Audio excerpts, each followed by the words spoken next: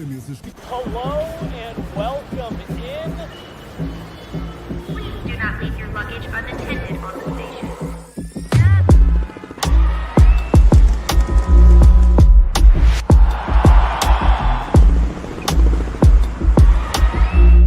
Welcome to the show.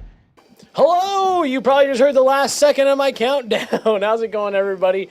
Jesse Montano, Meghan Angley. It's 11:45 here. Well, 11:43. I lied just a little bit. Here in Dallas, I had to put the hat on because the humidity has officially gotten to my hair.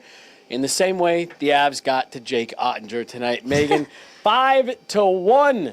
The Avs take game one. Meghan, we were at lunch today, and we were asked, what do you guys think? What prediction do you have for tonight? And I said, I don't know. I've had a feeling since we got to morning skate. I said, I think the Avs are going to smoke them. The game was closer than 5-1, but the final score is the final score. The Avs end up pulling away. It was a really fun game, Meghan. A lot of ups and downs, a lot of emotional swings, but overall, I thought that was one of the best Avs games we've seen in a while. How are you holding up? This has been a long day for us, and what'd you think of that one? I put a product in my hair to combat the humidity, and it's working less and less the longer we're here, so I'm a little discouraged. But it was a great game because despite what the score might tell you, it was really tight for a good portion of it. And so the Avs had to battle, and they couldn't stray from their process. They out-hit this Dallas team. It's a physical game in ways that I don't know they'll get credit for. And it's an ugly one that opens up the scoring for them. Yep. And from there, they start to put it on Dallas and run away with it when it's all said and done. But it was a tight playoff-style hockey game, and so it was exciting to watch. You know, even going down in the third period to start prepping for post-game availability, there were nerves because they take a timeout, they get this power play opportunity, Dallas gets a goal, and they bring it back within striking distance. But the Avs don't play with their food, and they bring it on home. And so I really love the response from the team. I love how they start. I love in the moments that maybe they recognize they were a little bit flat, they met it with energy. And it was just such a mature response from the Avs. I'm really encouraged because they do this all on the road in a loud building. I don't know if I'll use the word hostile, but it was loud. And I loved the moments you could feel the silence in the crowd, especially on strong PKs for the Avs, stifling opportunities off a dangerous Dallas power play earlier in the game. You could feel the crowd grow quiet, and it was really awesome. Well, so you use the word maturity, and I think that's the part that I want to get into off the top before we kind of start breaking this down a little bit. Talk a little bit about that PK. Talk about Mackenzie Blackwood. Talk about Artturi Lehkonen. Talk about Nathan McKinnon. There is a good amount to unpack from this game, but Meghan, you and I obviously we talk throughout the entire game, and I made the comment to you after that first. I said that felt like that was two teams needing to get a lot of energy out. They were really ramped up, excited for the playoffs, and I said I want to see them settle down a little bit here and kind of find their game. And during that second intermission, you and I were remarking on the fact that it felt like the Avs played kind of within themselves, in control of themselves, didn't start running around, and that was when I felt like they really started to just press and take it to Dallas a little bit more, gain control of the game. And then that was where the physicality went from them just running around hitting anything to physical play, taking guys off pucks, winning battles along the wall, laying heavy hits that were meaningful. Marty Netchis, tags a guy in the corner. Logan O'Connor absolutely drops a guy in the neutral zone. Wyatt Johnston. It was Wyatt Johnston. And it just, I felt like when they got some of that excited energy out of their system, which I thought both teams needed to, I felt like the Avs got to their game quicker than the Dallas Stars did. Yeah, because I'll use the word sloppy, but it just felt like neither team had the attention to detail that they would have liked coming out of period one.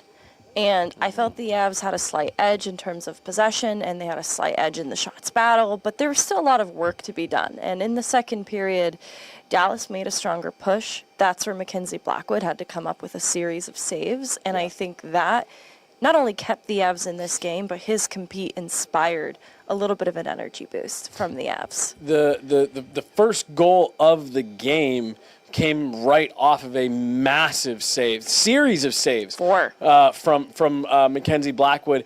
And, you and I were kind of laughing that it even felt like when the Avs started going up ice and led by Nathan McKinnon, obviously it happens really quick. There was no way all this was going through the head, but you and I were almost saying, like, that almost seemed like they were like, okay, we can't waste that. We got to go get one at the other end. Like there was like some intention and guys playing off of that compete. Let's talk about that first goal. It's Artturi Lehkonen, his first goal since March 10th. We asked Jared Bednar earlier this week, hey, it's been a while since Artturi Lehkonen's found the back of the net. He's not producing the way we've normally seen. Do you have any concerns? And he said, well, one, no, he's getting chances. In the last week of the season, last 2 weeks of the season, he was getting a lot of chances. But he said, we're not worried about it. Artturi Lehkonen scores big goals. This is his time of year coming up. And Jared Bednar said, wasn't worried at all, and that was exactly what they got here tonight. Charlie Coyle talked about it too, how maybe in execution that's not how you draw it up, but everything in the process leading up to it is exactly how the Avs can open the scoring where it was otherwise difficult for them to create. I think you look at the first power play opportunity they get, they're overpassing, and Dallas's PK is aggressive and it's blocking shot and passing lanes, and Avs are trying to create time and space and just running into obstacles and not doing very much. And I thought it's because they overcomplicated things.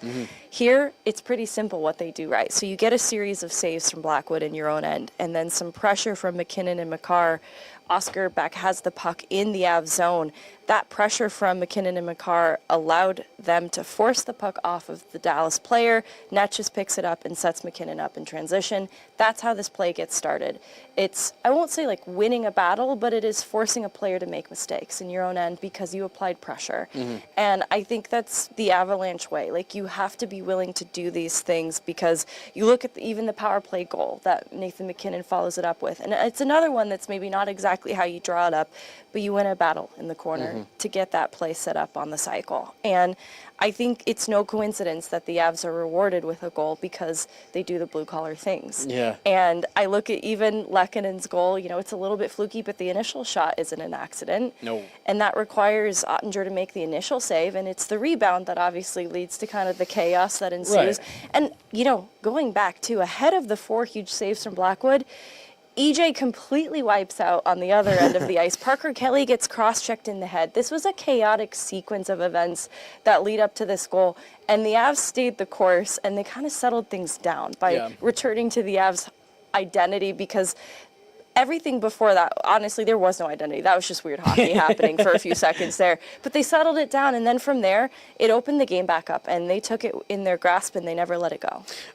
And let me give Artturi Lehkonen maybe a little bit more credit that I don't know if he is necessarily deserving, but also, like you said, that first shot isn't an accident. Credit to Artturi Lehkonen. Follows the puck to the net. He gets tangled up, and like you said, it ends up being a fluky goal. I'm by no means trying to say Lehkonen did any part of that on purpose, but you get rewarded for doing the small little things right, Yeah. We do have a clip of Jared Bednar talking about Artturi Lehkonen right off the top of his post game. Let's roll that.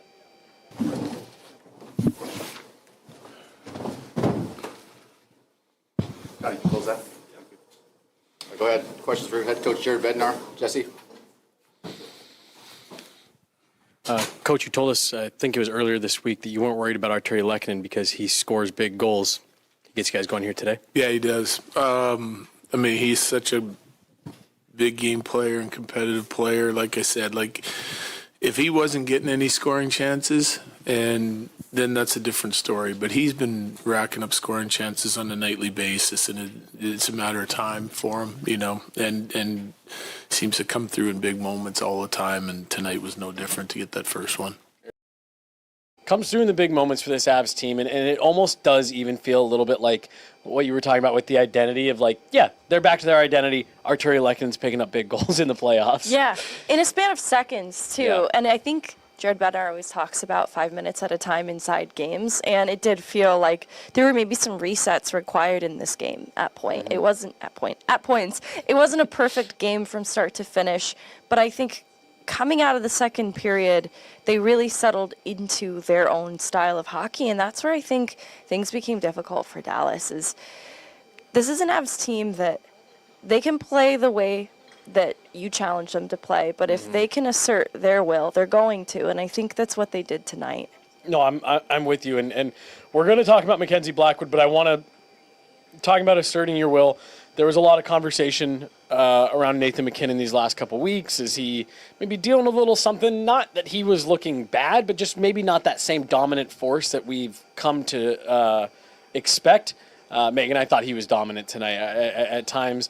I thought maybe a little bit of overpassing in the first for the Avs as a whole, and Nathan McKinnon wasn't exempt from that. But to me, I felt like Nathan McKinnon's presence was felt in this game every time he was on the ice. He's drawing penalties, he's scoring goals, setting up others, and I just really felt Nathan McKinnon was in the driver's seat of this game tonight. Yeah, especially when Dallas sort of gained an edge in the shots battle inside the second period. You look at the shots totals on an individual basis, and Nathan McKinnon had the team lead and finished the night with one. And that's unsurprising. That's sort of Nate McKinnon's MO. But it wasn't just that he was shooting. It is the power play and winning the battle in the corner to keep that play alive on the cycle and ultimately set up, kind of a weird goal from the circle in the end. But it stayed with commitment start to finish, and I saw it at both ends of the ice. And I think that people underestimate that aspect of McKinnon's game, the two-way side of it, and it comes alive in the playoffs. And it's big because after the first period, we were kind of talking about players that were visible to us, players that weren't. Nathan McKinnon was visible to me coming out of the first, and he was, kind of on a short list of guys that there needed to be some more names in that list. And as the night went on, more were added to it. But McKinnon and that entire fourth line, Drury, OC, Kelly, those are the names that were sticking out to me after one period of play. And again, it's no coincidence that you look at the analytics, you look at the impact of these players in each line, and Nathan McKinnon individually had a huge impact on this game, and that fourth line did too. Nathan McKinnon certainly was not the only one doing this. I thought the Avs really supported Mackenzie Blackwood in front of the net with cleaning up rebounds and really just helping with a lot of that traffic in front in general. But that was an area that Nathan McKinnon stuck out to me.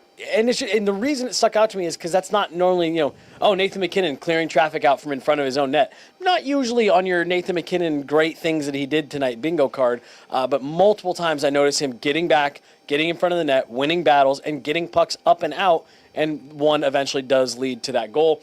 Let's talk about Mackenzie Blackwood here, Megan.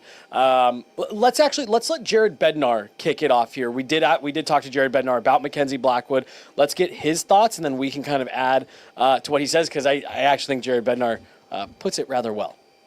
You guys had a big goal. There was a save from Blackwood at the other end. Just what did you think of his game overall, and especially in those clutch moments? Thought he was outstanding. Yeah, I did, because I thought we were doing a really good job 5-on-5 on the defensive side of it. Certainly we have some things we can clean up, but I think their power play and the way they attack the net and get around the net, it gets super dangerous. We had a couple failed clears on our penalty kill that led to some chances against, and I mean, they're grade A chances.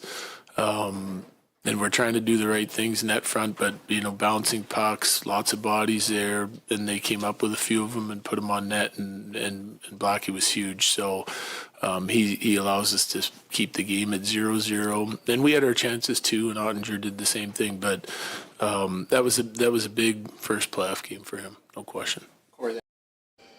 He was outstanding. I agree with him. There was high danger chances in tight. There were rebound opportunities that I still don't know how he was able to find pucks through traffic. The only one that beats him is a deflection from Rupe Hintz that also takes a second bounce off the ice and goes in. Credit to both goalies. Really nothing super clean beat either one of them tonight. This might have been Mackenzie Blackwood's best game we've seen since he got to Denver, and that's saying something.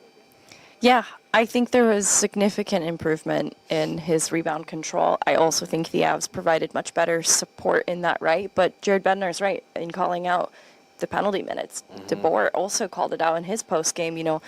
Dallas 8 minutes on the PK, Colorado 6, and they get 10 shots on net, 7 high danger chances inside the power play opportunity. And so maybe Dallas didn't pose the same 5v5 threat as Colorado did, but they certainly did on the man advantage. And I didn't even think the PK was bad. I thought there were moments that Nichushkin had a good read and a good stick from Parker Kelly. But even with some of the best penalty killers on the ice, it's just a really good Dallas power play. And so Mackenzie Blackwood was the last line of defense, and he stepped up in a huge way. And I never felt that he was at risk of being beat clean, and I also thought he was seeing those second, third attempts at the net better. And honestly, I think it stopped at second attempts. I didn't even feel like it got to the third attempts. And that is a testament to him covering rebounds and getting a little bit more support at the net front. Well, and there's something I want to touch on here because we were talking about it right before we went live, and we talked about it earlier today in our pregame. That we just said Mackenzie Blackwood's got a different intensity to him. He's got a little bit of a different vibe to him right now around the rink. And we were saying, I don't know if it's just he's intense, if he's nervous, what it is. I thought it was really interesting. After the game, he told us all, I've waited a long time to play in the playoffs. Tonight was amazing. Kind of lived up to what he wanted. I think he's dialed in right now, Megan. Seeing him after the game, interacting before we got a chance to talk to him, interacting with his teammates, interacting with other folks from the team, the way he talked with us, I think this is just a guy that's super dialed in now after seeing it all play out here tonight. Do you feel the same way, or are you still a little up in the air with like what we were talking about before the game? No, I feel it's intensity like we talked about before the game, and it's the most goalie thing to see him in this form because the level of care that he approaches his compete in the regular season is high. And so I think to some people that might even meet playoff caliber care. And so this is a new level of care for Mackenzie Blackwood because his standard is already so high. And so I think that's why it's different to us as observers because it is a different energy around him. Yeah. But I think that it's a good thing that the guy who usually cares a lot somehow cares even more right now. Yeah, I'm with you, and it feels like it just kind of fits into because we were even listing off like Nathan McKinnon gets different this time of year. Cale Makar gets a little bit different this time of year. Jared Bednar definitely does, and it feels like Mackenzie Blackwood kind of fits right in with that. I want to talk to you about the speed and the pace of this game. We talked today saying, look, this Dallas team is deep. They got a lot of talent. They can roll 4 lines, even without Jason Robertson up front. But we did also mention, hey, look, if the Avs can get to their game and they can get going up and down, they can play with some speed, Dallas might have a hard time keeping up with that. I did feel like at times tonight, Dallas did have a little bit of a hard time keeping with the pace. Did you see it the same way? And if you didn't, what do you think was kind of the separator between these two teams tonight?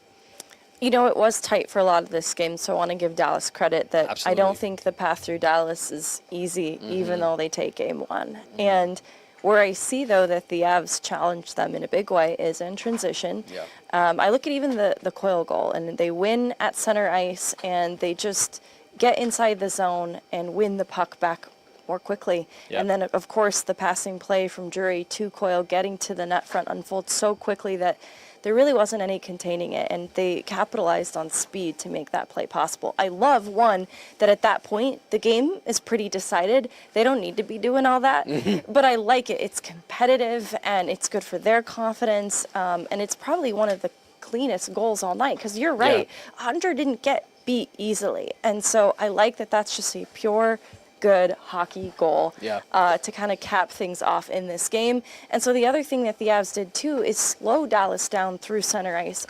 Blue line to blue line, I think they gapped up on guys that it made their blue line difficult to enter. And so Dallas did spend some time in Colorado's end, and they made them pay when they did with some of those high danger chances. But you look at the puck possession numbers, and it does tell the full story that the Avs did just try to eliminate spending time in their own end as much as possible by defending well through the neutral zone. And I think that slowed Dallas down because Dallas would like to thrive in transition as well.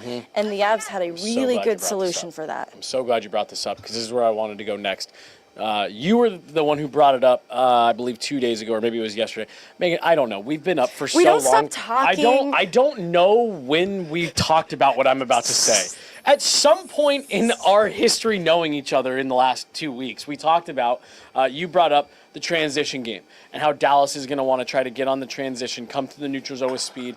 And then we also talked about the fact that the Avs are going to need to be able to play fast off the transition to try to get through what can be a suffocating defensive system that the Stars have not only are capable of deploying, but have deployed against the Avs in years and games past.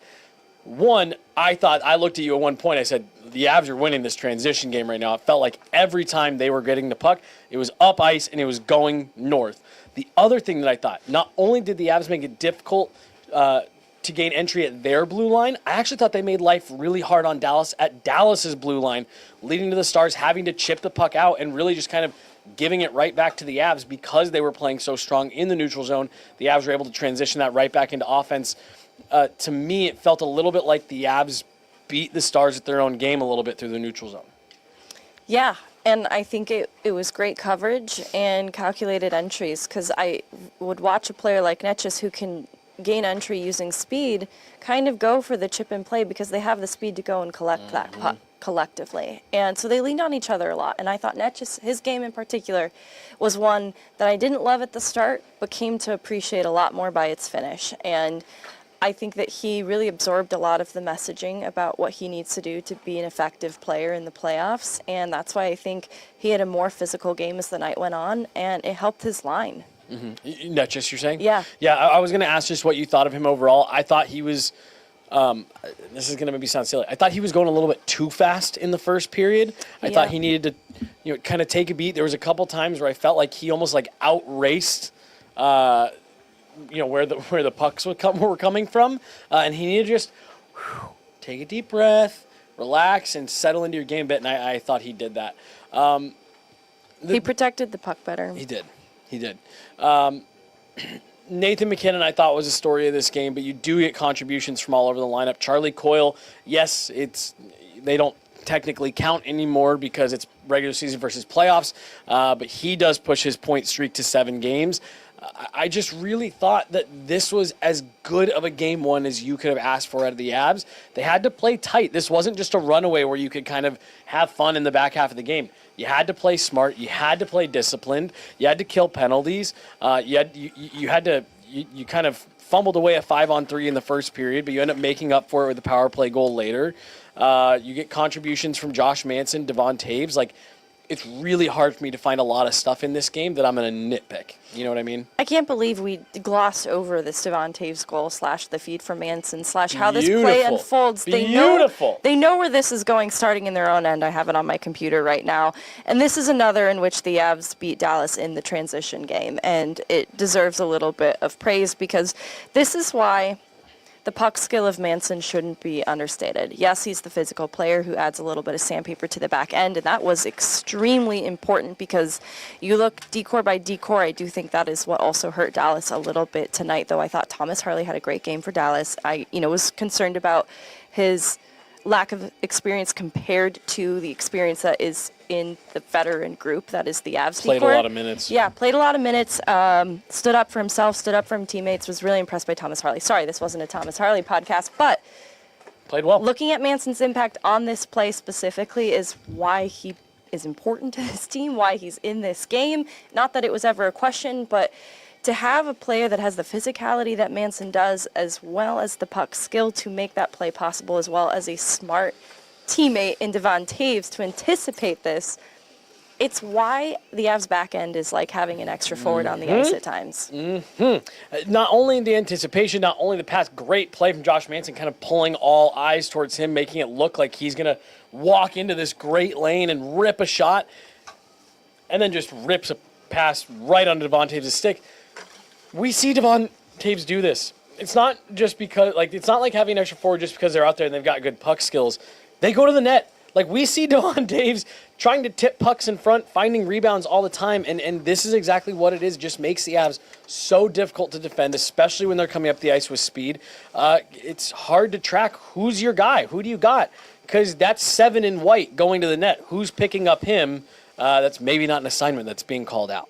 And this is where I don't want to undersell the threat that Dallas still poses in this series. Because you look at the impact cards, and some of their top players didn't have the impact they'd like to have.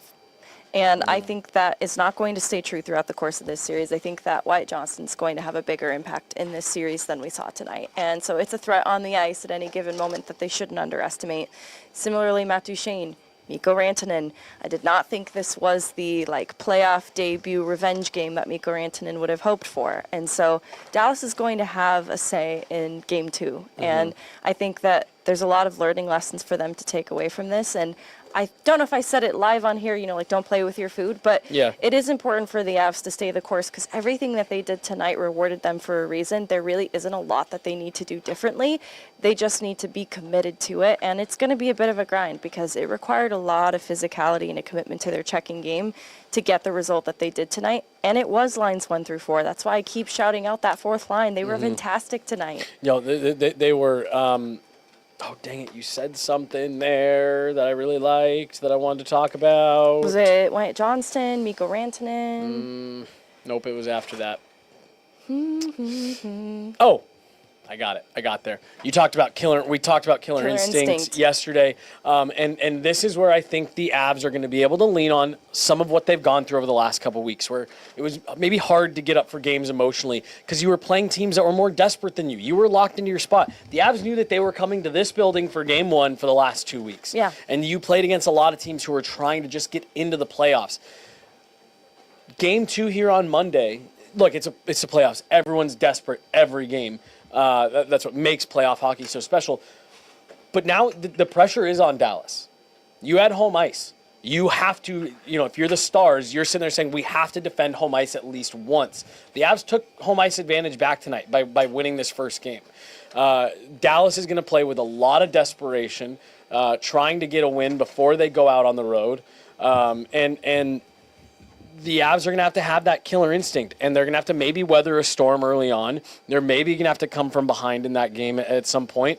But if they follow the same process they did tonight, play within themselves, play in control, I think you are going to put yourself in a situation where you could end up with a similar result to what you got tonight. But there is going to be a lot of desperation from that Dallas club. That killer instinct from the Avs is going to have to shine through. Yeah, I thought Ottinger was good, too, all things considered, and he can be a tough goaltender for them to solve, at least in the series last year. So they need to stay present in this series. I think they should feel confident with how Game 1 went, but also stay the course and stay present in this series. Well, and then the other part of this, too, we talked about no Sam Alinsky, Eric Johnson playing his place, Gabe Landeskog doesn't go tonight. Well, now you've got a 1-0 series lead, and now you can get have a little bit of fun with your lineup, and now it's, things that are going to be difficult for the Stars to match, and you're not having to do it out of all right, well, can we get a jolt? Can we mix up the lineup to get a win? Yeah. You're in the driver's seat after game 1, and you can you can give Pete DeBoer some matchup headaches. Let's round things out. We got a few super chats from our guy, Vaguely. Blackwood's better. Big night for Blackwood. I know we did talk about him, but there was a lot of people coming in tonight saying, should it be Scott Wedgwood? This is nothing against Scott Wedgwood. You know how highly we think of him. Mackenzie Blackwood sent a statement tonight. Yes, I think the statement, too, includes... What did you mean? No playoff experience. You guys, we've been awake since 2 a.m. yesterday. I just need you to know that right now. We are coming up. Mark's coming up on 24 hours here. We got to get out of here at some point. Anyways, no playoff experience, Mackenzie Blackwood. The haters were worried. The real ones weren't. He silenced a lot of people tonight. He was outstanding tonight. This is the one that made me laugh when I saw it come up. Doesn't Dallas have green super chat lights too? They do, absolutely. One kept hitting me in the face all warm-ups long. I'm just seeing a little green dot in my eye still. It might be from sleep deprivation, or it might be from the green strobe lights that are hitting me in the eye. I'm not fully sure. But no AI aliens this year, Megan, so we all came out winners tonight. And then last one here from Vaguely Sober. For Taylor McCarr's first pro hockey goal, Megan, last topic we're talking about, take us to the finish line. Taylor McCarr gets his first pro goal. I'm scared because I tweeted about it and someone said, there's another game going on. Hello? I have room in my heart for all of it, okay? If DU hockey was somehow still playing right now, I'd also be watching that. Anyways, Taylor McCarr gets his first pro goal. What I love is it is not always easy for college players to make the leap and get that production at the college level to translate at the pro level.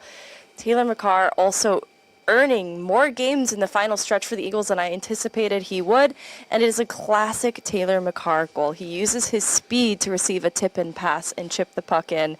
Great pass, too, from Connor Kelly, one of the new college players that they brought in from Providence, I believe. Yes. So just a college connection there, and I love to see it. Great goal. Taylor McCarr's first, and presumably not his last. He's fitting quite well at the American League level. You know what my favorite part of it was? it's Taylor McCarr. What? That. No Selly. Nah, been there, done that. I score goals all the time. No big deal for me. I'm Taylor McCarr. That's all I do. That was my favorite part. They were down 2 goals, and it only brought them within 1. So I think he was like, See, I love that even more. Yeah. Megan, you just made me love it even more. Yes. It's like cool. Selfless. Right. Like Egoless. I'd rather win. First goal, don't care. Don't Want to care. win. We're losing. Yep. Don't care. Not even cool. The All right. energy's getting weirder. I was gonna say we have to go. Oh, we have 2 more super chats. Oh my gosh. Get some coffee. God, Thank you, for Keaton. Keaton. All right, I'm so glad Keaton's in here. I wanted to give a shout out to Keaton. Keaton came and saw us. We were gearing up to do our pregame live. Keaton stopped by to say hello, so I wanted to give a shout out to Keaton. Big thanks for stopping by. Big thanks for the super chat here tonight. We'll see you on Monday. Heck yeah, Keaton. Heck yeah, Keaton. And then last one here from Bobby Ballantyne. 1 down, 15 to go. Avs looked steady and businesslike. Okay, I do want to address that because we've seen them come off the ice pretty exuberant in a playoff setting, and they came off the ice like there was positivity, you know? Yeah. But it was very businesslike. They were not overzealous whatsoever. It did feel very businesslike. Yeah, they're here to do a job.